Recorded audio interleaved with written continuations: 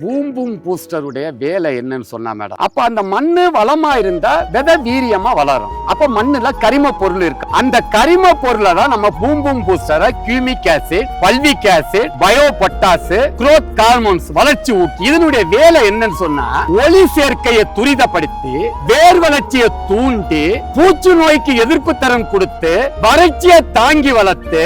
ஏன்னா வேரோட்டம் நல்லா இருந்தா செடியினுடைய வளர்ச்சி ஆரோக்கியமா. அந்த வேரோட்டத்தை உண்டு பண்றதும் பூம் பூம் பூஸ்டர். அது ஒரு கரிம பொருள். அது எப்ப வேணாலும் போடணும். 3 மாத பயிருக்கு அடி உரத்துல போடணும். வருட பயிர் தென்னை மரப்பயிர்களுக்கு எப்பவும் கொடுக்கலாம். பூச்சி நோய்க்கு எதிர்ப்பு தன்மை இருக்கும், வறட்சியை தாங்கும், பழம் டேஸ்டா இருக்கும்.